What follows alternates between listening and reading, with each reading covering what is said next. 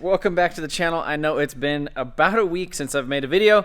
Just hanging out, doing stuff with the family and friends over the holidays, and pretty much just kind of haven't messed with the shop at all, and it's been kind of nice. Just kind of hang out, sit at home on the couch, you know, add to my dad bod, all that type of stuff. So I got some cool stuff for Christmas. I actually got a GoPro 8. My mom got me that. She tends to always give me like the cool little camera things that I won't buy for myself, and she always wonders what I ask. I'm like, oh, maybe a GoPro, but so she did that. So I'll be filming on that probably a little bit later in this video. I'll do some head cam stuff. I actually forgot about that.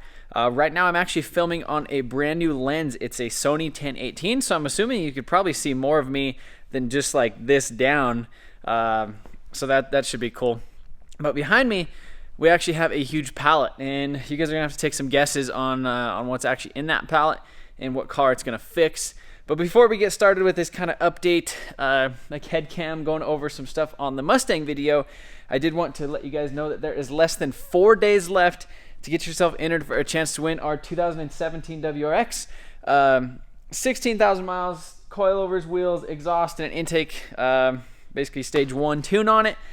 Super simple, amazing daily driver. Every $5 you spend on motionontv.com on beanies and hats and stickers and key tags and sunglasses and all that type of stuff gives you actually 2 entries. So we are doing double entries until the end of the giveaway, and which ends on December 31st at midnight. So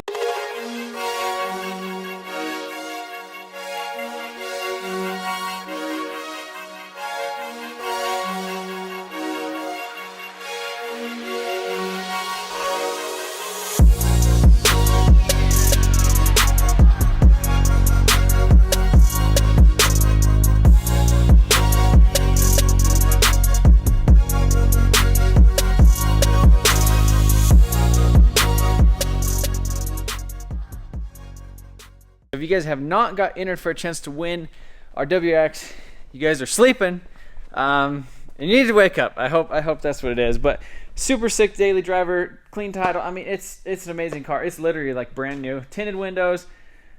It's kind of weird giving it away. It's way nicer than my Saab daily. But yeah, so some things are not really happening with the Mustang. I went ahead and haven't done anything to these mounts. Haven't done anything to the mounts yet. And I pulled out the 2JZ out of my drift car, and I haven't really done anything to that. There is a, we need to pull off the oil pan. We need to pull off the engine mounts off of it. We need to take the oil pan off of this whole setup right here and swap it over to here. But it has a little bit of a valve stem seal issue. So when you like start it when it's cold, it smokes, but when it's warming, it doesn't really burn any oil. So I just haven't decided if we have time to actually kind of pull off the head and do all that other stuff. I really want to get it in the car and actually running and like mock up the turbo stuff. Make sure the turbo manifold is in a good spot. Make sure that the downpipe and stuff, figure out the downpipe, figure out the charge piping, all that type of stuff.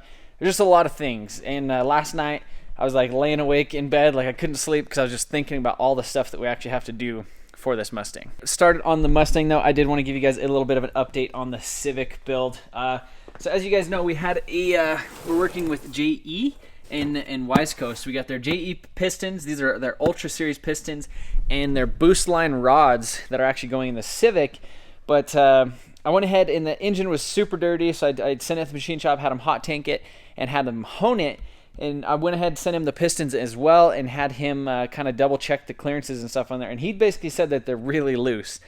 So factory, these bores are kind of big, I guess. And then forged pistons are a little bit smaller. So one of the things that also kind of concerned me is there was a little bit of a, where'd it go? Where's it? Oh, right here. So I guess it's that right there. So that's a pretty decent score. There's like this one in this cylinder wall where you can't really feel it at all with your fingernail. You can't even really feel that one. But when you go across that, you could kind of feel that with your fingernail. And talking to the machine shop guy, he's like, it'd be better to just get a little bit oversized pistons. So I'm going to talk to JE, see if we could send those back and get the basically 0.5 mil over and actually have that board and clean up the cylinder walls a little bit more. And we're not in a rush for the Civic. I would like to take it to the Cletus Cars event in February, but that's still about a month or 2 months out. So we should have a little bit of time. So not trying to rush that thing, and I do want to order an LSD for the tranny. About the Civic, the next thing that we need to do is start figuring out everything for the Mustang. So we got it mounted in there, and that's kind of the easiest part of this whole thing, is like figuring out that. Now that it's sitting in there, now we have to plumb it. You know, we have to wire it, we have to plumb it. I was talking to Wiring Specialties today. They're not really interested in doing any, I guess, what would you call it, development in the whole like Ford Mustang CAN bus thing, because this is a really solid platform that comes with a really good engine option in it to begin with, which is the Coyote Mustang, or the Coyote, the 5-liter. And so I feel like not a lot of people, performance wise, people are probably just going to stick with the Coyote that comes in here. I don't really see a whole lot of people 2JZ swapping these things, which I mean, maybe they do, especially the EcoBoost platforms. If you blow up the engine or whatever in it, you might be like, well, I just kind of want to throw a JZ in it, and maybe after I make these videos, maybe everybody wants to put a 2J in these Mustangs. But they're not really, and we don't have very much time. So literally January 21st, this thing has to be down in Texas. Like, I have to drive it to Texas, and it is the 27th of December. So we have less than 20 some days to get this thing actually all dialed and going. I would like to be actually at the track in about 2 weeks and do some drift testing with this thing and actually see if we could get this whole chassis to work together. So we need to throw a radiator in here. The other thing is, there is for fuel, these Mustangs use kind of a returnless fuel system. I think it's like pulse width modulated and voltage based, to where it like demands 50 psi fuel pressure, so it gives it 12 volts, or if it wants 80 psi, it gives it freaking 14.5 volts, or whatever it is. It's something like that. There's only one fuel line coming into the engine bay, and the JZs are obviously a return style fuel system. So we need to get talking with Ditchworks. They just came out with a new fuel pump module, which basically holds dual pumps in the tank and converts it to a returnless style system. But if they don't have any of those prototypes kind of over here in the United States or available for purchase yet, or laying around the shop, I think I'm just pretty much going to have to drill in the top of the hat and put in like a 6-an return. I do have a full Ditchworks fuel system that was supposed to go on my S14 drift car for the 2J, but basically going to use all that stuff in here.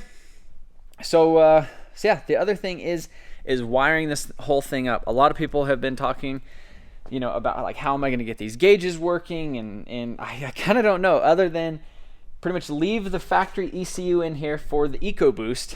Take this whole EcoBoost harness right here, take that thing, take this thing, and either like delume it, depin it, de-something it, and kind of double sensor the engine in certain aspects. Like, use certain sensors from the EcoBoost that plug into that harness on this engine, but have them not really do anything other than talk to the gauge cluster, is kind of how I think it's going to have to work. As far as the speedometer, I'm pretty sure that all just goes to the rear diff, so that should be no issue right there.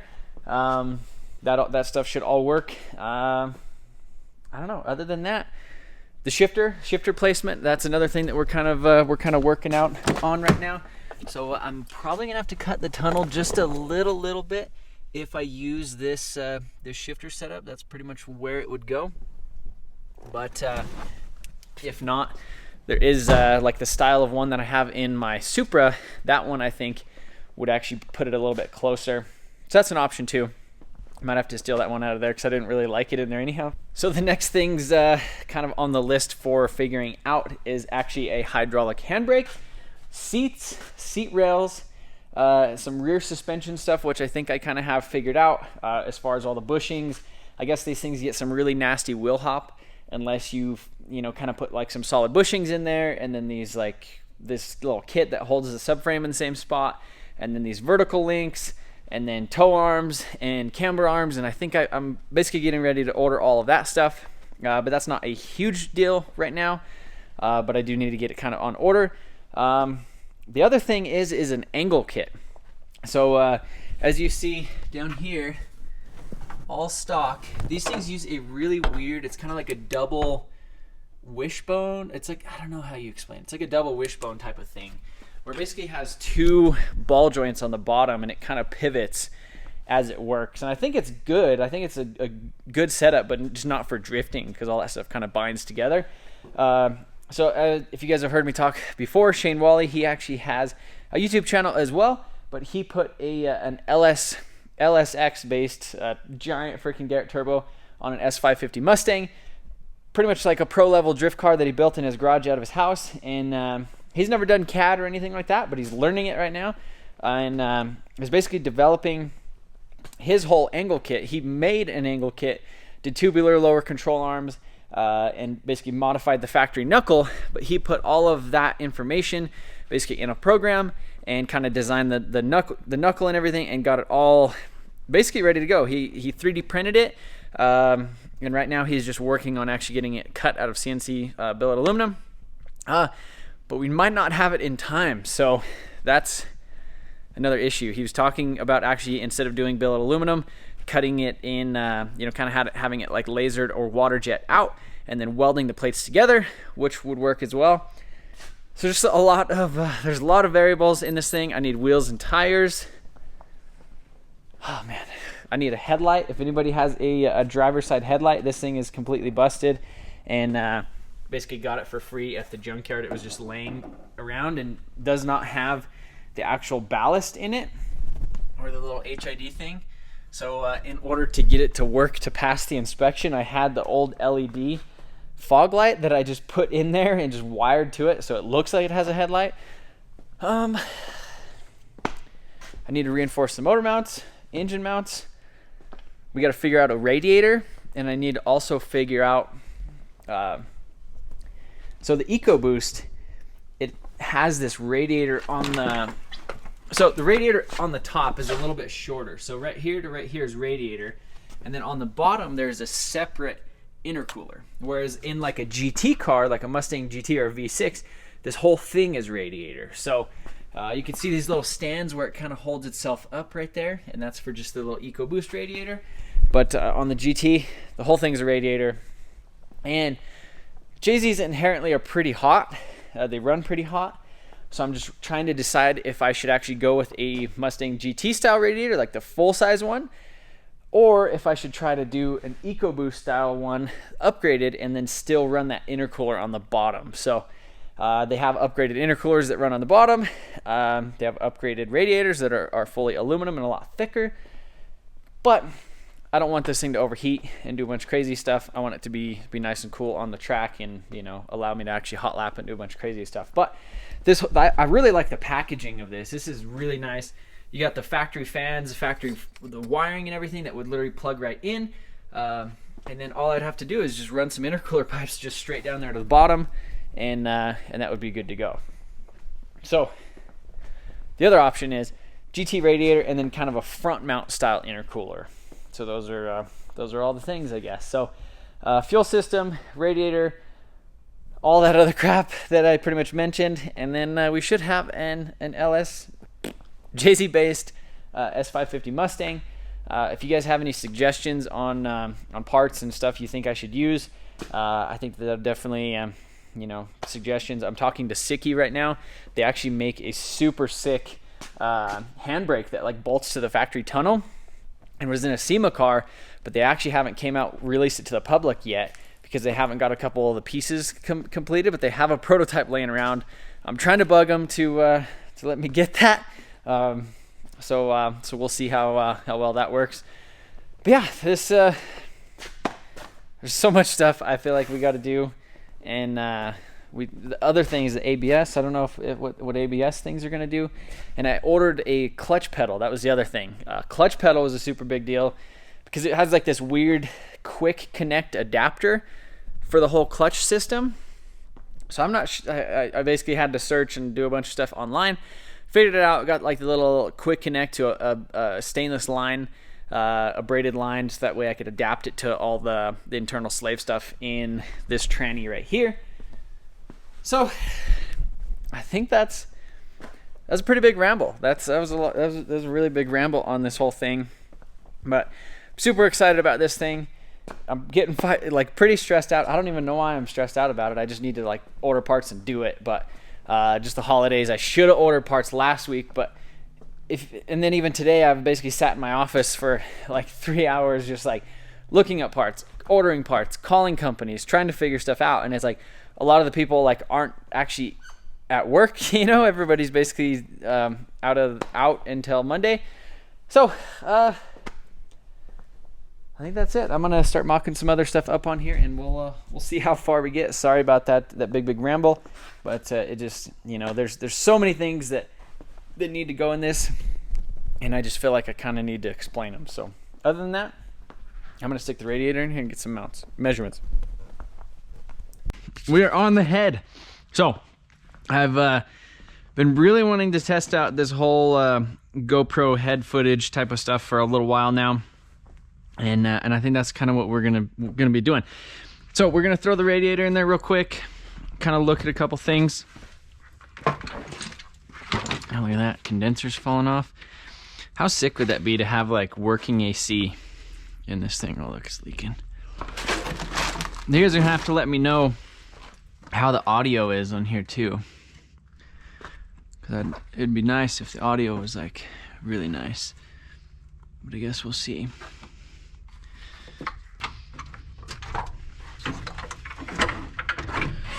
Okay, there we are. So that is our radiator. As you guys know, JZ's, the water necks come out right here and they go that way, and then the output, it comes down right here and goes to the bottom. And so this is opposite and this is opposite, because the outlet for this is over here, so I'd have to do something crazy like that, which I don't really want to do. And so I don't know, the EcoBoost concept, it's a cool idea, but I realistically, I don't think that this engine or this size radiator, whether it's a 3-inch thick one or not, is gonna actually work how I'd like it to. So we have the coil right there that was in my drift car. It doesn't look that much taller. Something earlier, 15.5 about. And let's measure this coil.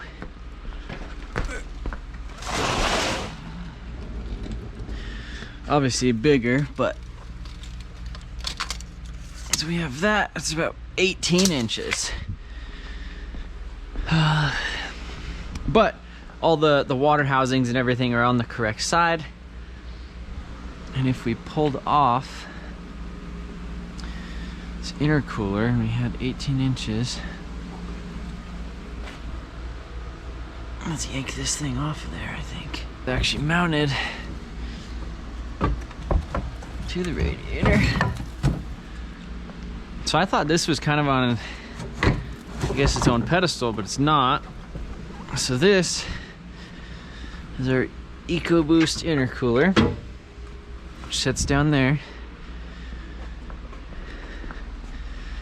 And then here we have our 240SX SR20 coil inflow radiator that's seen like almost 4 years of abuse in my drift car. As you can see, that just sits up too tall to kind of make that make sense. So yeah, I like this radiator because it is it's a triple pass radiator. A lot of radiators, especially like in Nissans or whatever, when you're messing with them, the inlet, I think, is right here, inlet, outlet, whatever, and you can see these welds right here and these welds right here. So basically it has to come in right, I think the hot comes in down here. So hot comes in here, goes up, down, and then over, or actually it goes in right here, it goes down, up, and then over. So it's basically an N, and that's where you get that N flow technology, is because of that. So I've had really good luck with this radiator for for how little it is comparatively, especially with all the size limitations that we had in the 240, because it like, this engine bay just swallowed this whole swap like nothing, whereas in the 240 it's super tight in there. So pretty excited to actually be attempting to put a 4-cylinder back in there. So we'll go ahead, stick this guy in, see how that kind of fits, which I think, you know, easily we could do something like that and still have plenty of room to do stuff in here. So if we have this radiator in there, that gives me plenty of room to kind of go down right here. Well, actually, no. There's not that much room, actually.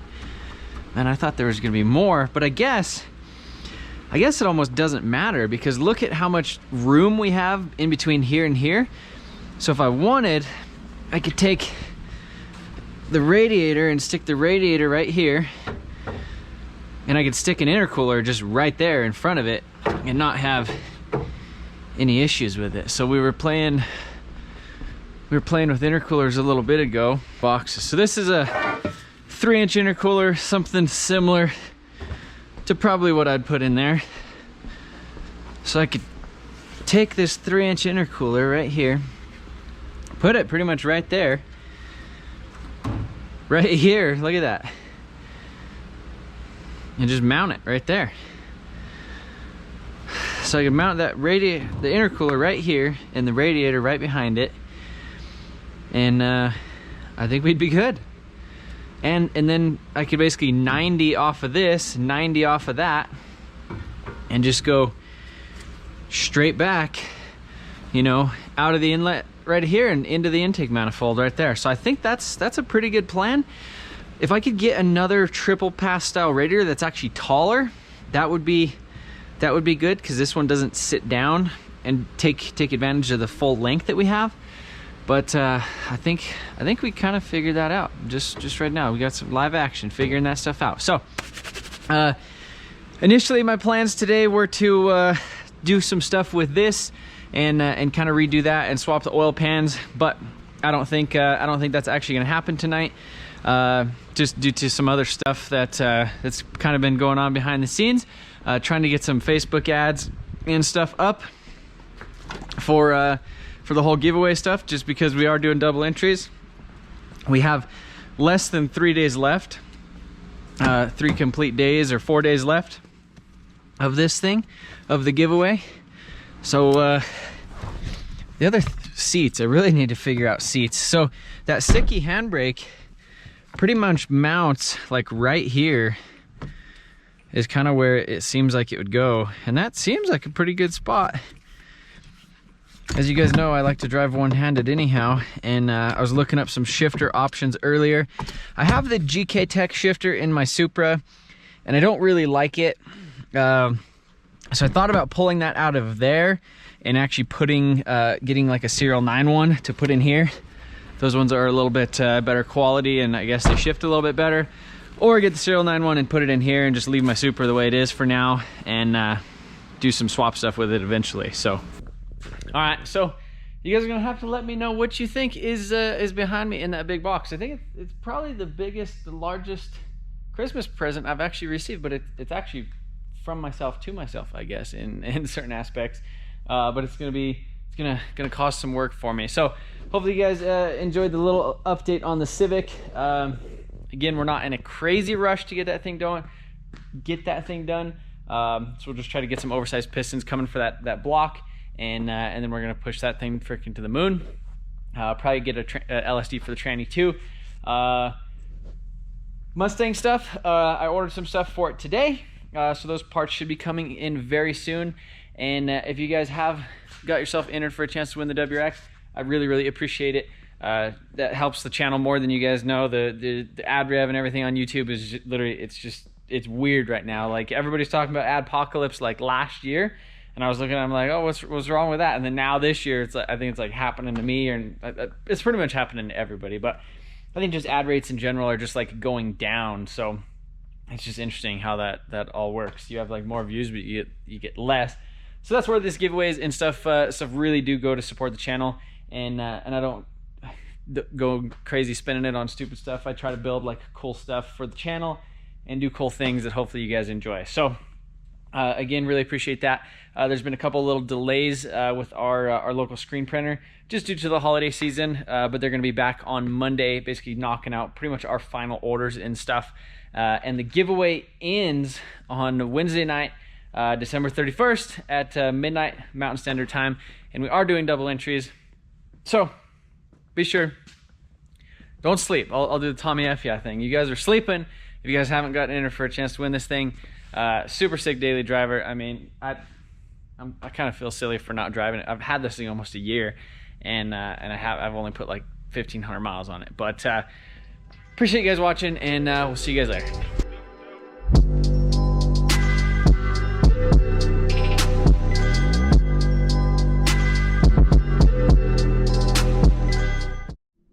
What? Get off that thing. What thing? Get off that thing, Daddy. What is it? No. Okay, get off. Get off yourself. Get off. Get off. Okay, run. Run. Run, I'm gonna get you. Carson, run, please. Ballerina fall off her horsey. Carson, you better run because I'm gonna get you. Ballerina fall off her horsey. Who? You better go get her. Who is it? You better run and get her. You better run and get her. You better run and get her. Look, Oh, no. it fell down her horsey. Yes, she did. Pick her up. Okay. Can I pick her up?